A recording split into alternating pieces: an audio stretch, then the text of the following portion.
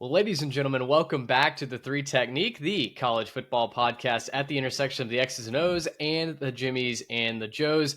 Tonight, I am pleased to be joined by ESPN and SEC network host Peter Burns to break all things LSU down. Peter, we are just hours, really, at this point, away from kicking off the college football season. I feel like Pavlov's dog at this point. I'm just salivating, ready for us to get to actual week one action. How about yourself?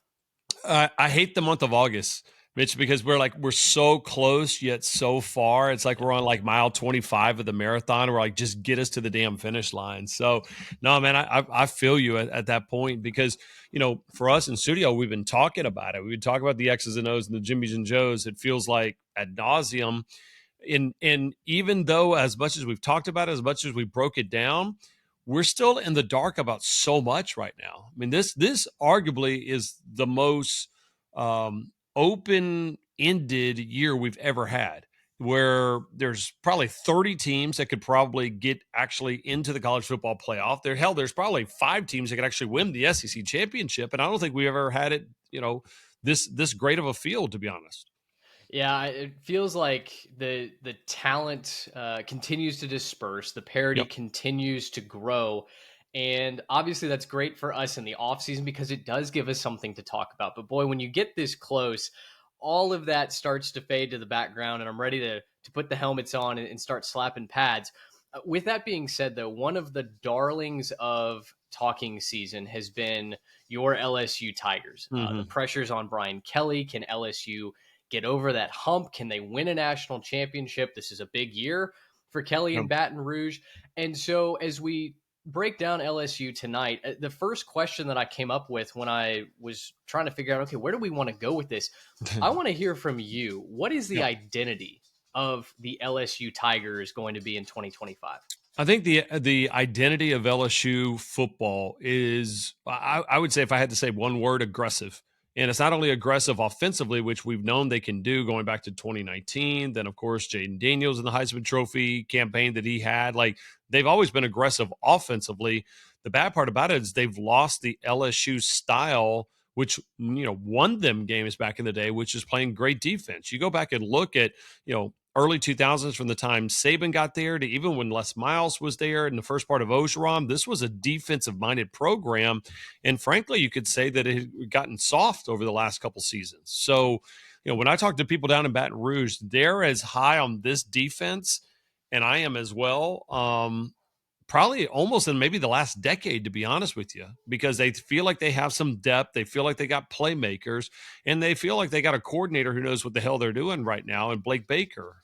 If you go back and look at what Blake was able to do in year 2 at Missouri, now spin that forward to year 2 over here for LSU, and I think he finally has the depth that he needs on that side of the ball to make a difference. I can't remember if it was you guys or one of Dusty and Danny, but listening to your crossover a couple of days ago, talked about even though LSU was just dominant in 2019, still that defense was, I think, speed bump was the word that Yeah, got used yeah. for their opponents, right? And it really was a shoot it out kind of team. This year, though, with what Blake Baker has been able to do, with what he has hopefully architected in the back end, improving the secondary, he's got Harold Perkins back and Yeah. healthy and really able to just cut it loose and kind of be himself. You combine all of that with the talent that LSU has up front in that defensive line, and it's not hard to see why folks are considering LSU not only to be a contender for the SEC championship, but for the national championship as well. And yet, with all of that being said, we're stuck here at week one going, Yeah. can they beat Clemson? Can Well, they get over whatever this curse is to start the season that they have? yeah, 5 in a row, which is Yeah. crazy. And I think when it comes down to it is that it's funny because if LSU had this team coming into this season and they had played McNeese State right off the bat, or I mean, whoever, Long Island University, like Florida's playing their opener, Yeah. everyone would, I think, pencil in LSU as a team that was not going to lose 3 games. That is probably a 10-2 squad. But I mean, you could argue that they're going against, if not, one of the top 5, one of the top 10 teams in the country. And I think I mean, Clemson runs away with the ACC. I think they're that good this year. Mm-hmm. And frankly, I think LSU is that good as well. Like this game reminds me a lot of Texas and Ohio State in both. There's going to be a ton of talent. Both of them are probably college football playoff teams that could compete for a championship, but yet both of them are going to have a game that someone's going to lose. The problem is that Texas, Ohio State, whoever loses that game, as long as it's not a blowout, no one's going to look at it and go, I told you about Texas or I told you about Ohio State. Really, they won't say that about Clemson if they lose. But if LSU loses, then it's 6 in a row. It's Brian Kelly can't win the big game. All the wheels are falling off. So the narrative and the pressure is definitely clearly on LSU coming into this weekend. Do you feel like that narrative is kind of heightened because we did see Clemson get blown out in the opener last year, and then albeit they had to squeak their way in to the playoff field, but we've kind of seen them reach that promised land. Whereas Brian Kelly's had some really talented teams. He's gone to the SEC championship, but he hasn't made it to the playoff yet. Yeah, I mean, I think it's just one. There's a lot of angst towards Brian Kelly, just going back to the Cincinnati days and how fiery he was at Notre Dame, and people, even including myself, they're like, well, Notre Dame is not a real team, and guess what? Back in the day, they weren't really a real team. Anytime they got put up to really big games, that they faltered. I think they're different with Marcus Freeman out there now. But I do think that there's a little bit of pressure on Brian Kelly, and he knows it, right? I mean, he hasn't backed away from it. I like the fact that he tried to downplay, what their record is in these opening games underneath him, and even going back to the last 2 years of Ogeron. Like he walks into it because, the definition of insanity is doing the same thing over and over again and expecting a different result. Well, Kelly had to be different coming into this season. So now when I say, there's pressure, Brian Kelly, unless they go 2-10 this year and he punches me on the sideline, he ain't getting fired from Baton and from LSU. So he'll be there next year. It's just you want to start building on some momentum, and a college football playoff berth is a way to go to start that. Yeah. They've got so much natural recruiting talent, right? I mean, the best in the boot stay in the boot. That's the mantra that they've repeated for decades at this point.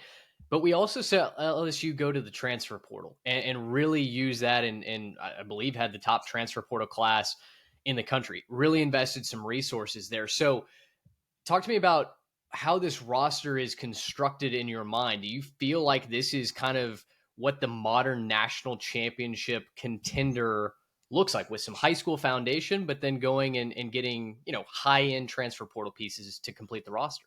Yeah, I mean, you go back and look, and I hosted a show on the network this weekend that was just all of the press conferences, and you hear Brian Kelly talking about his recruiting, going, "Hey, listen, I didn't go straight into heavy into the transfer portal because I was like, if I'm going to be here for a while, I need to grow talent, and there's always so much talent that wants to come to LSU nationwide, but there's also a lot of talent in probably a 6-hour radius of when you add Dallas into the mix and Houston into the mix, and of course New Orleans and Baton Rouge, and even dipping into Alabama, there's so much talent there. So he said that I needed to have build that foundation and then really attack the transfer portal. But it leads me to the next thing, Mitch, is the reason why they were able to get into the transfer portal is not because LSU has a bunch of money. They do. But maybe more importantly, they lost out on the Bryce Underwood kid. That was the 5-star quarterback that went to Michigan last second and flipped. And so a lot of that money, they were able to say, all right, instead of getting one guy who may or may not work out and probably wasn't going to play, I mean, if Nussmeier being there, of course, but now they can go use that money and divvy it up to 7 or 8 players to really make that defense shine. So the wide receiver room is electric. Caden Durham's as good of a running back as you're going to see. I think the offensive line is actually probably going to be it's not going to be as good pass blocking because Will Campbell and Emory Jones are great, but run blocking I think is going to be more of an aggressive scheme. But defensively is going to be the difference. I think at the end of the year you're going to talk about a top 25 defense in LSU, and that's something we haven't said in a long, long time. I was in the Duncanville radio room for both state titles that Caden Durham won here in North Texas. And to see him go to Baton Rouge, I knew instantly this kid has a bright, bright future. Really excited to see how he continues to develop. Yeah. But roster aside, let's talk about the game on the field Saturday night. Death Valley up against Clemson it feels like most people are expecting Clemson to win. And I think the reason that I've heard the most is because Clemson's pass rush is supposedly going to overwhelm a new starting offensive Yeah. line for LSU. What say you? Well, everybody had a plan when, to get by Joe Burrow, which is, go ahead and throw a bunch of guys at him. Then LSU would run five deep, and all of a sudden that didn't work out real well. Yeah. And, Nussmeier feels comfortable about that. I mean, listen, they make no mistake about it that they got to run the ball better. Joe Sloan, the offensive coordinator, I talked to this offseason, and he gets it, And I think for him, what's important is that it's another year underneath his belt of calling plays. I mean, hell, when I played Madden or NCAA football, I have a hard enough time thinking about the plays that I want to call, and I don't have 100,000 people in the stands and millions watching and my future on it. So I think the game will slow down from him a little bit as well. So, I think for LSU, I'm with you. I understand why the pass rush is going to be good, but on the flip side of it, I'm looking at, hey, LSU right now, I think their linebacker and that secondary core is as good as anybody. And if you got Harold Perkins, Spyan, Cade Klubnik, that's a pretty sizable mismatch there. Now that you're going to find Perkins in more of a natural kind of headhunter style position, as opposed to trying to learn a middle linebacker position in which he probably he wanted to try, but it didn't work out well for him with the Tigers. So again, it stinks that somebody's got to lose this game, but nothing, frankly, at this point would shock me. I mean, it feels like such a coin flip game, and LSU needs to have one of those damn coin flips go for them this year. They are due in a weekend full of coin flip games. It does feel like Brian Kelly and LSU are due to win one of these. Your official prediction for Saturday night would be what? 27-24 LSU. I think Okay. pretty close. I mean, it's just, listen, I got too much purple and gold in me to look at it. And I've been, over the last couple of years, I mean, I've always been pro SEC, but like last year, I picked Ohio State to win it all. Right. Like when you look at certain teams, you just know after watching football enough. And I don't even do the analysis like the real guys that get into the film as much, but you get a feeling. And, for me, I think LSU has a coin flip chance. I lean that way. I actually really like Texas over Ohio State this weekend. And that's Okay. not I think both of those are elite rosters without a doubt. I think they're both great coaches. The biggest difference right now is when it comes down to it, the coordinators and the guys that call plays for Texas have been there. Swikowski and also Sark calling plays, they've been through it. The verbiage is same. They're ready to roll. And Arch Manning's been in that offense for 3 years. Yeah, we haven't seen a lot of him. No, I don't think he's going to be the greatest, player in that God has ever created. I mean, I think it's somewhere in between. I know the hype is off the charts for him. But I think that him being in that offense for the last 3 years, this is not a brand new situation. Whereas you flip it on the other side for Ohio State, Matt Patricia, the former, Patriot defensive coordinator and guy that was around the NFL for the longest time, Yeah. he's now a defensive coordinator out of the blue. I mean, he's been in college. The last time he was in college was like 2003 as a graduate assistant. Jim Knowles is over there now over Penn State. And on the other side, Brian Hartline, who was on that staff yet last year, but he's never called plays. And he's going to be calling plays for a brand new quarterback in Julian Sayin. Like, you're telling me the three most, I think, important things, or foremost, one being where the game is played at. Ohio State has that, right? There it's in Columbus. But other than that, it's the two coordinators on both sides of the ball and the quarterback. And I think all three of them, I lean towards the Texas Longhorns. Amazing. Bonus pick there. I think it's going to be, I can't wait for them to lace it up in the shoe. I wish it was a night game, obviously, Yeah. but should be a tremendous game to get the day started at the very least. Back over to LSU, and we've talked about Garrett Nussmeier. He could have gone to the NFL. He decides to come back. If you watched any given Saturday, that journey, that decision was very well cataloged, and his goal is to win a championship at LSU. Believes it's possible. The roster is strong enough to do it. So, talk to me about Garrett Nussmeier, the Heisman contender, the national championship leader. What do you Yeah. expect from a veteran signal caller who is going to get to realize a lifelong dream and play his final season here in the purple and gold? That's what's kind of cool. I mean, like, is the fact that this is the last dance, right? Like, this is the last time you get an opportunity to play in these games. And I got a chance to spend a little bit of time with Garrett in the off season at an event or two. And what struck me is just how none of this is new to him. I can't imagine how hard it is to be a quarterback at a D1 program, much less at LSU, much less coming off the heels of Burrow and Daniels too, right? Hmm. Two legends. And so, but it just seems natural in him and the relationship on any given Saturday you saw with Whit Weeks and a bunch of his teammates. Like, they respect it. They like him. Brian Kelly's got the trust. The thing of her Nussmeier is, I think he has to just realize, like, they were on cruise control until he threw two bad interceptions against A&M. And it Yeah. was kind of trying to be a little bit gunslinger. So sometimes I think he tries a little bit too much. But frankly, last year they had to, Mitch. I mean, the defense was so bad that you couldn't trust anything. And so you had to score 40 points. If not, you had to die trying. And unfortunately, that's kind of what had happened. So I think that he'll be better with the ball, but that also comes from, hey, hopefully Caden Durham and everybody else can actually run the rock a little bit more. Yeah, excited to see what Garrett can do, and boy, it feels like he's got such a bright future ahead of him in the NFL.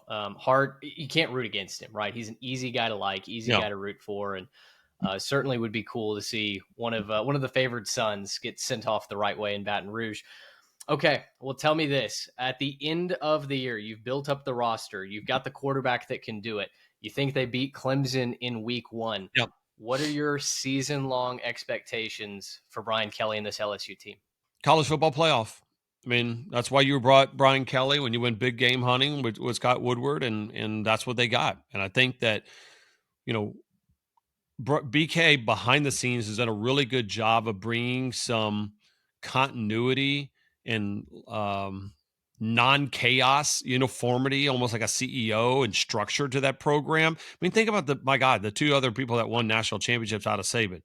Les Miles and Ed Ogeron. God Yeah, bless them. I love them, but they were not the beacons of normalcy by any means. no. But I loved them through and through for their tenure at LSU because they were just distinctly unique. But BK is more of a CEO, so he's done that groundwork on it. But you brought him in to be in the playoff. I think how competitive SEC is, they'll probably lose one game they're not supposed to and lose another one of the favorites, but then they'll win one of those games. I think they go 10-2, their college football playoff. Can they win it? Hell, don't even ask me, Mitch, about who's going to win the title because I think there's 8 teams right now that I could look at it and you and I would have this discussion in January and go, all right, yeah, that made sense. Yeah. Yeah, no doubt. It's so wide open. Like we led off this episode talking about just getting into the dance. I feel like Yeah. with a 12-team playoff, I feel the exact same that I do about MLB playoffs, the NFL. Just get in, right? Just punch your ticket to the dance Yeah. and then get hot. And I mean, listen, I'm a Texas guy. Rangers won the 2023 World Yeah. Series doing that. Nobody thought once they're in, they're winning it all. Yeah. And that's the way baseball goes. So it's a funny looking ball that doesn't always bounce straight, and sometimes it's better to be lucky than good, right? I mean, listen, we saw that. I mean, think about South Carolina last year. I mean, one of Sure. LSU's wins was probably robbed from South Carolina to a certain extent with some bad calls. And Yeah. so anything can change that way. So again, man, I'm with you. We've run 26 miles of the marathon. We're at the final point two. So we're just trying to get there and I mean, all the games this weekend, man. I mean, South Carolina games should be interesting. Tennessee, what do they have after losing so much? I mean, Mississippi State going to Southern Miss, Alabama going to be playing in a monsoon Yeah. over in Tallahassee. Like, that game's going to be wild. So, again, man, Auburn Baylor. I mean, hell, Yeah. we could have done 30 minutes on that. I Oh, mean, I like, know. and it's a big week for the SEC. I mean, you think about back to back years, you haven't had a national championship game participant. And, everybody's trying to dunk on the SEC for many different reasons because of the amount of success that they had. This is a big year for them to make sure that they don't, come out of the gates flat. There you go. Final question for you. Which would you be more elated for, an LSU national championship or a hole in one? Oh, man, you son of a gun. That is difficult. Ah, Golly, you know what? I'm still going to go national championship. And now I'm getting spoiled because I've covered a couple for LSU baseball. There you I've go. seen it for gymnastics. I've seen it for women's hoops. I've seen, been alive for a bunch of them for football. And the only reason why I'm taking football is one, I'd love to say the fact that you had 4 different head coaches recently win titles. That just shows you how strong LSU is as a program and a brand. That would be cool. I'd love to shove it in the face of the Big Ten. That's another one. But the other part is the idea that you can celebrate a national championship run for 4 months and you'll enjoy every part of it. A hole in one, it's going to be amazing for 3 minutes, right? Yeah. So give me 4 months rather than 4 minutes of pure euphoria. I'll be happy for that. I think Chris would probably get tired of you talking about it on the morning Oh my radio God, show we'd run for video. sure. Yeah, God, if it ever caught on video, I'd buy paid programming on the SEC network and put it on. Well, listen, rooting for you, St. Mary's golf legend. You've got your game for many more years to come, right? You can win a national championship this year. We That's can it. get a hole in one down the line. Screw it, both of them. Let's just have both of them like We're there. manifested this season. Why not? Let's get greedy. There So you go. Absolutely. Well, Peter, appreciate you jumping on the show here tonight. Best of luck throughout this season. Best of luck to your Tigers, except when they play my Aggies, of course. And yeah, I'm sure we'll catch up down the line. All right. we're looking forward to it. Thanks, Mitch. Awesome. Thanks, Peter. Jimmy's and Joe's, thanks so much for hanging out with us this evening. Please go follow Peter Burns on Twitter, all things social media, at Peter Burns ESPN. Listen to his radio show. He's plugged in with all things SEC. And of course, keep it locked right here on the 3 Technique all throughout our season. Plenty more content coming your way. And the next time we talk to you, we'll be breaking down week 1. For Peter Burns, I'm Mitch Mason. Thanks so much for hanging out with us. Until next time, so long, everybody.